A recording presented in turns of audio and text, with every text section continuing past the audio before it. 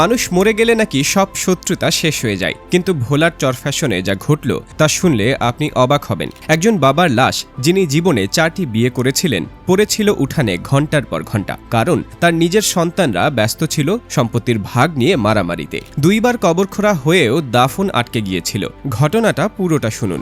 ভোলা জেলার চরফ্যাশন উপজেলার শশীভূষণ এলাকার ঘটনা এটি। জলিল পণ্ডিত নামে এক ব্যক্তি দীর্ঘদিনের অসুস্থতার পর মৃত্যুবরণ করেন। জীবদ্দশায় তিনি 4টি বিয়ে করেছিলেন।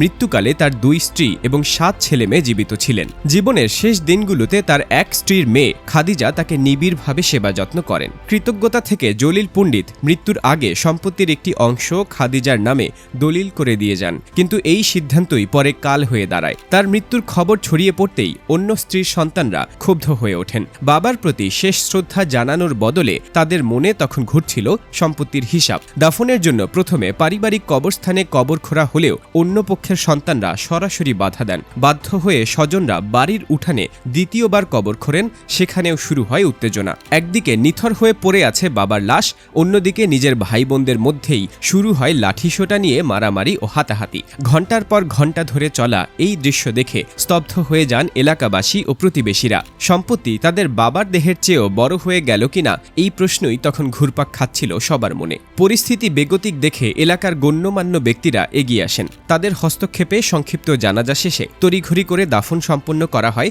জলিল পণ্ডিতের। এই ঘটনায় শশীভূষণ থানা পুলিশ জানিয়েছে, লিখিত অভিযোগ পেলে আইনি ব্যবস্থা নেওয়া হবে। প্রশ্ন হলো, একজন বাবা যিনি জীবনে 4টি সংসার করেছেন, তার সন্তানদের মধ্যে এই বিভেদ কি শুধু সম্পত্তির কারণে, নাকি এর পেছনে আরও গভীর কোনো কারণ ছিল? ইসলামী শরিয়াহ মতে উত্তরাধিকার বন্টনের সুস্পষ্ট নিয়ম থাকলেও বাস্তবে আমাদের সমাজে এই নিয়ম মানা হয় কতটুকু? একজন বাবার মৃত্যুর সময়ও যদি সন্তানরা সম্পত্তির হিসাব নিয়ে এমন আচরণ করতে পারে, তাহলে প্রশ্ন থেকে যায়, পরিবার সম্পর্ক আর সম্পত্তির মধ্যে আমরা আসলে কাকে বেশি মূল্য দিচ্ছি? কিন্তু বাস্তবতা হলো, আমাদের সমাজে এই নিয়ম মানার চেয়ে নিজের ইচ্ছামতো সম্পত্তি ভাগ করার প্রবণতা বেশি দেখা যায়। কেউ জীবিত অবস্থায় কাউকে বেশি দিয়ে দেন স্নেহ বা কৃতজ্ঞতা থেকে, কেউ আবার তা মানতে নারাজ।